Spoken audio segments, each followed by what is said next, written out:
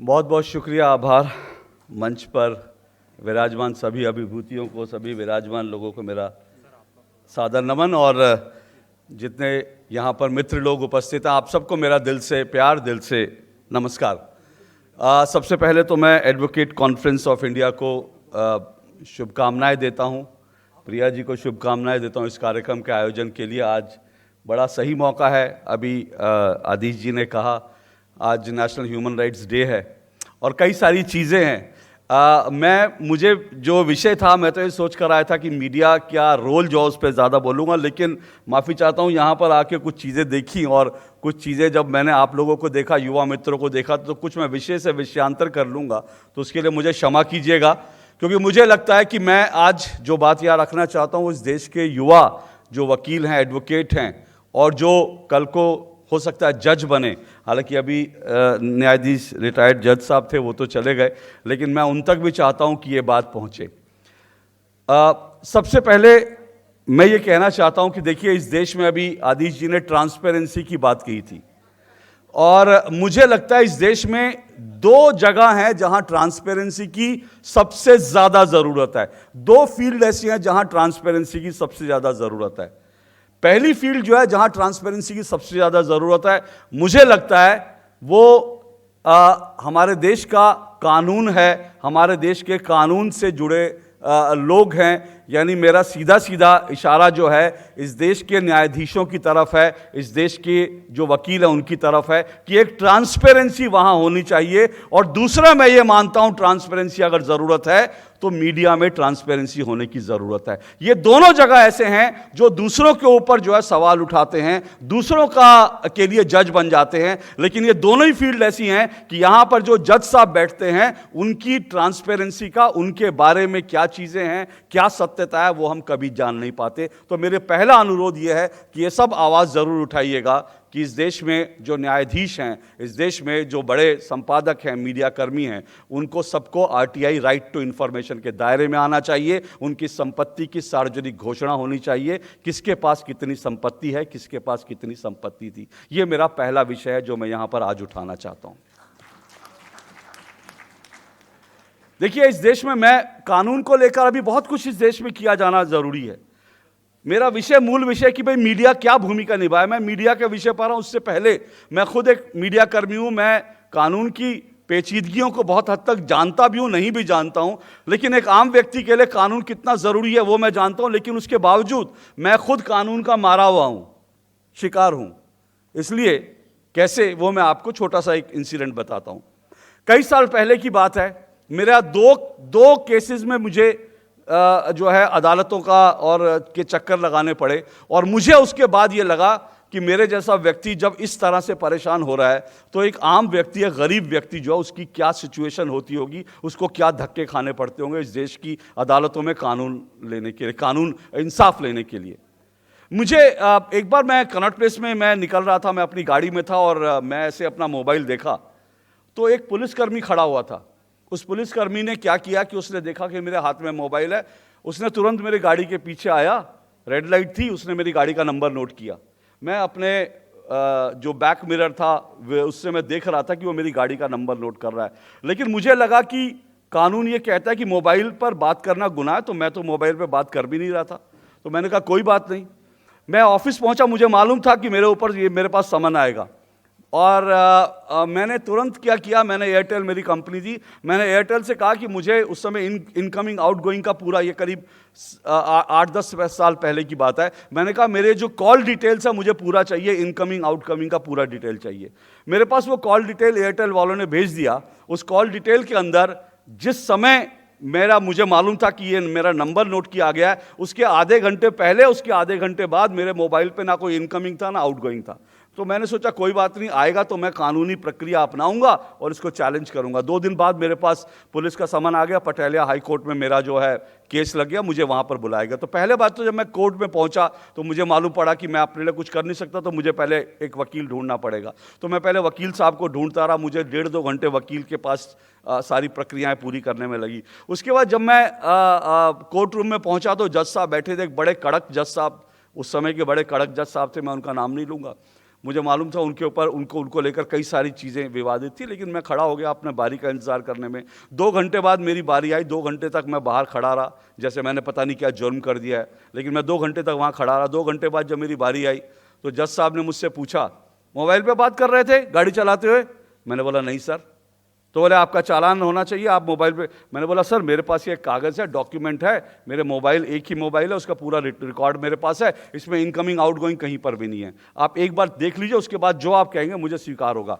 तो जज साहब ने कहा केस लड़ना चाहते हो या जुर्माना भरना चाहते हो? मैंने कहा सर मेरा निवेदन है, एक बार मेरे कागज देख लीजिए, उसके बाद आप जो कहेंगे मैं करूंगा। नहीं, केस लड़ना चाहते हो कि जुर्माना भरना चाहते हो? मैंने कहा सर एक बार मेरा, केस लड़ना चाहते हो जुर्माना भरना चाहते हो? केस लड़ना चाहते हो जुर्माना? मैंने हाथ जोड़े, मैंने कहा सर जुर्माना भरना चाहता हूं। और अल्टीमेटली मैंने वो जुर्माना भर दिया जो मैंने अपराध किया भी नहीं था। ये इस देश में आम लोगों को भुगतना पड़ता है, क्योंकि मुझे 2 चीज़ें हुई, एक तो जज साहब का रवैया, जज साहब का प्रेशर, उनका रुतबा, अदालत के बाहर 2 घंटे खड़ा होना, वकील के लिए धक्के खाना। मैं सर उसका भी भुक्तभोगी हूं। मैंने 2 घटनाएं कहीं। मेरा एक छोटा सा एक्सीडेंट हुआ था, 10 साल मुझे अदालतों के चक्कर काटने पड़े। 10 साल एक छोटा सा एक्सीडेंट केस था, और 10 साल बाद अदालत का फैसला आया कि इसमें किसी का कोई कसूर नहीं है। 10 साल मुझे लगे, 10 साल लगे। तो मुझे समझ में नहीं आता। तो इसलिए मैं प्रिया जी को बहुत बधाई देता हूं। आज उन्होंने विधिक सहायता और विधिक सहायता जो है एडवोकेट्स के लिए, और उनके लिए एक जो ऐप लॉन्च किया, मुझे लगा इसकी बहुत ज़रूरत है, क्योंकि एक आम व्यक्ति को एडवोकेट से भी कई बार शिकायतें होती हैं, कानून से तो शिकायतें होती हैं मेरी तरह, बाकी सारी शिकायतें भी होती हैं, एडवोकेट से शिकायत होती हैं, और लीगल हेल्प नहीं मिलती। उसके लिए बहुत ज़रूरी है, क्योंकि एक कोर्ट एक जज के पास, एक एडवोकेट के पास जाना, वकील को ढूंढना, वो एक ऐसा प्रोसेस है जो बड़ा मुश्किल प्रोसेस है, और जिसमें खर्च भी होता है। तो एक गरीब आम आदमी क्या करेगा? तो उसके लिए प्रिया जी आपको बहुत बहुत बधाई, बहुत बहुत शुभकामनाएं। और मुझे लगता है कि मैं भी इसकी मदद लूंगा, जब कभी ज़रूरत पड़ेगा, कभी मेरा भी दोबारा चालान कटेगा, तो मैं इसमें कोशिश करूंगा कि मुझे भी तो मैं कोशिश करूंगा मुझे भी इंसाफ मिले। देखिए, मीडिया की जहां तक बात है, मैंने पहले ही कहा, मीडिया के अंदर जो है बहुत इस वक्त ट्रांसपेरेंसी की ज़रूरत है। हम लोग अक्सर जो है दूसरों के ऊपर हम लोग सवाल उठाते हैं, अदालतों पर हम लोग नेताओं पर सवाल उठाते हैं, लेकिन मैं ये जानता हूँ हमारे मीडिया में भी बहुत करप्शन है, और जुडिशरी में भी बहुत करप्शन है। इसलिए मैं फिर कह रहा हूँ कि जुडिशरी और मीडिया को RTI, राइट टू इन्फॉर्मेशन के अंडर आना चाहिए। हम लोगों की संपत्ति जो है सार्वजनिक होनी चाहिए, कि 10 साल पहले हमारी क्या संपत्ति थी, एक जज साहब की 10 साल पहले क्या संपत्ति थी, 10 साल बाद तक वो जज के पोस्ट पर रहे, उसके बाद उनकी क्या संपत्ति है, ये सब विवरण जो है RTI के अंडर में किसी भी नागरिक को ये आदेश हक होना चाहिए कि वो उनकी जानकारी हासिल कर सके।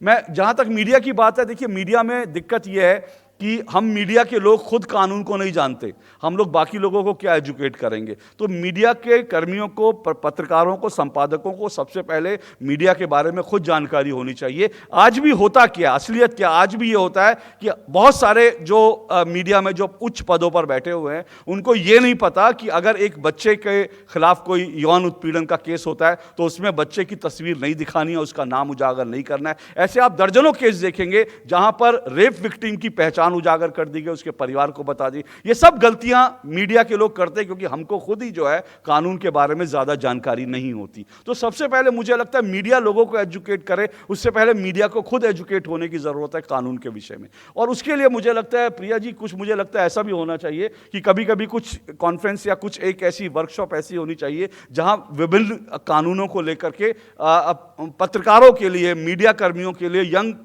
पत्रकारों के लिए इस तरह का होना चाहिए, जहां वो कानून को जान सके, कानून को समझ सके। होता यह है कि देखिए, हम लोग कानून से जुड़ा, मैंने हालांकि एक 8 साल तक मैंने राइट टू इन्फॉर्मेशन पर एक टेलीविजन शो किया जिसका नाम था जानने का हक। उसमें हम RTI को लेकर काफ़ी कुछ इन्फॉर्मेशन लोगों को देते थे, लोग अपनी क्वेरी पूछते थे, हम उसमें जवाब देते थे। और उसमें मेरे जो हर हफ्ते जो गेस्ट होते थे, ये मैं आज के 15 साल पहले की बात कर रहा हूँ, हर हफ्ते जो मेरे गेस्ट होते थे उनमें 2 बड़े नाम थे जो महीने में 2 बार कम से कम वही गेस्ट होते थे, और वो होते थे अरविंद केजरीवाल जी और मनीष सिसोदिया जी, क्योंकि वो RTI एक्टिविस्ट थे। लेकिन इस देश में देखिए ईमानदारी की कितनी कमी है, जो लोग RTI एक्टिविस्ट बनकर आज मुख्यमंत्री बने, उसके बाद उन्हीं की सरकार में आरटीआई का जवाब नहीं दिया जाता है। तो मुझे लगता है कि हमें ईमानदारी की बड़ी ज़रूरत है, अंदर से हम हिंदुस्तानियों को ईमानदार होने की बहुत ज़रूरत है। तो मैं फिर एक बार ये बहुत संक्षेप में ये कहना चाहता हूँ कि मीडिया कर्मी, हम लोग किसी भी कानून को लेकर बहुत कार्यक्रम इसलिए नहीं दिखाते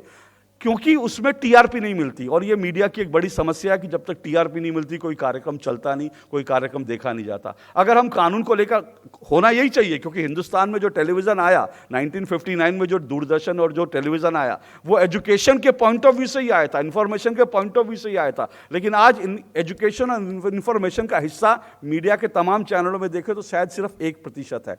कोई बड़ा व्यक्ति, कोई बड़ा एक केस हो जाए तो होता क्या है कि हम लोग मीडिया कर्मी क्राइम में तो इंटरेस्टेड होते हैं, लेकिन हम लोग जस्टिस में इंटरेस्टेड नहीं होते, हम लोग कानून में इंटरेस्टेड नहीं होते, क्राइम में इंटरेस्ट जरूर लेते हैं। अगर सलमान खान एक जो जानवर को गोली मार देता है तो वो जो है वो एक बड़ी स्टोरी जरूर होती है, तो उस समय जरूर लोगों को मालूम पड़ जाता है कि भाई काले हिरण का शिकार जो है वो गैर कानूनी है। अगर कोई शराब पीकर कोई सेलिब्रिटी जो है गाड़ी चढ़ा देता है किसी के ऊपर, तो उसके ऊपर जरूर डिस्कशन हो जाता है। अगर महुआ मोइत्रा की संसद सदस्यता चली गई है तो 2 दिन इस पर जरूर डिस्कशन होगा कि कौन से कानून में और कौन सी प्रक्रिया है जिसके तहत हुआ। लेकिन इसके अलावा आम लोगों से जुड़े जो कानून हैं उसको लेकर के बहुत ज़्यादा एजुकेशन का काम मीडिया नहीं करता, जो मुझे लगता है करना चाहिए। और उसका सबसे बड़ा कारण फिर कह रहा हूँ यही है क्योंकि उसमें टीआरपी नहीं मिलती। टेलीविज़न को जो ड्राइव करते हैं, टेलीविज़न में जो प्रोग्राम आते हैं उनको ड्राइव करते हैं, वो पैसे वाले लोग हैं जिनकी बाइंग कैपेसिटी है, क्योंकि वही उनकी बाइंग कैपेसिटी के हिसाब से विज्ञापन आते हैं। तो जिनकी बाइंग कैपेसिटी है उनको निशुल्क कानून के बारे में जानकारी की जरूरत नहीं है। जिनकी बाइंग कैपेसिटी नहीं है मीडिया भी उनको नहीं पूछता, लेकिन उनके लिए कुछ ना कुछ होना चाहिए। और इसलिए जो है मैं बार बार कर रहा हूँ, मुझे जो अभी बताया गया ये जो ऐप है बहुत अच्छा प्रयास है, मैं बार बार कह रहा हूँ। तो मीडिया के ऊपर भी आप लोग प्रेशर डालिए कि इस तरह की अच्छी चीज़ें दिखाए, जैसे उपभोक्ता कानून है उसको लेकर सरकार ने बहुत प्रयास किए, विज्ञापन दिए, तब जाकर आज हिंदुस्तान में बहुत लोग उपभोक्ता कानून को लेकर जागरूक हुए हैं। लेकिन फिर सवाल वही है कि उपभोक्ता कानून को लेकर हमने कितना सरल कानून बनाया कि आम लोगों को इंसाफ मिल सके। इन सब चीज़ों पर सोचने की ज़रूरत है। और अंत में मैं यही कह रहा हूँ, क्योंकि मैं एक मीडिया कर्मी हूँ, मैं बार बार जहाँ जाता हूँ ये बात बोलता हूँ कि मीडिया की जो ताकत है वो दरअसल आप लोग हैं। आपके पास एक रिमोट कंट्रोल है, रिमोट आपके टीवी के साथ एक रिमोट सेट है, और उस रिमोट के माध्यम से आपके टेलीविज़न सेट में करीब 500 चैनल आते हैं। आप उन 500 में से क्या देखते हो ये बड़ा इंपॉर्टेंट है। तो टीवी में चैनल वाला डिसाइड कर लेगा मैं ये दिखाऊं, टीआरपी की रेस में मैं आम लोगों से जुड़ी मुद्दे ना दिखाऊं, मैं गरीब आदमी की कहानी ना दिखाऊं, ये टेलीविज़न का संपादक तय कर लेगा। लेकिन उसमें आपकी भी भूमिका है क्योंकि रिमोट आपके पास है। अगर आप रिमोट से ये जो टीआरपी वाले जो सो कॉल जो हम लोग देखते हैं उल्टी सीधी चीज़ें देखते हैं उसको हम अगर बंद कर दें तो फिर मुझे लगता है कि मीडिया भी सुधर जाएगा। उसके लिए आपको रिमोट कंट्रोल की ताकत इस्तेमाल करने की ज़रूरत है। और मुझे बड़ा दुख होता है जब हम मीडिया की बात कर रहे हैं। अब मैंने एक फिल्म आई, देखा नहीं, उसका मैं जिक्र इसलिए कर रहा हूँ क्योंकि अभी उस फिल्म के बारे में संसद में भी सवाल उठा था। एक फिल्म आई है एनिमल, मैंने नहीं देखी, मैं ऐसी फिल्में देखता भी नहीं, देखना भी नहीं चाहता, लेकिन युवा आज बहुत देख रहा और करोड़ों रुपए कमा रही है वो फिल्म। उस फिल्म के बारे में मुझे जानकारी नहीं, मैंने जिन लोगों से सुना उस फिल्म में सिर्फ और सिर्फ हिंसा दिखाई गई है, महिलाओं का अपमान करना दिखाया गया। लेकिन ऐसी फिल्मों के लिए हम हिंदुस्तानी 100, 200, 400, 500 करोड़ रुपए अपनी जेब से खर्च अगर कर रहे हैं तो ऐसी फिल्में बनेंगी, बनती रहेंगी, कानून और सेंसर बोर्ड कुछ नहीं कर पाएगा। तो इसलिए हमको कुछ सुधारना है, पहले हम खुद सुधर जाएं तो बाकी चीज़ें सुधारने की शुरुआत हो जाएगी। मेरा इतना ही निवेदन है। बहुत बहुत शुक्रिया, बहुत बहुत आभार।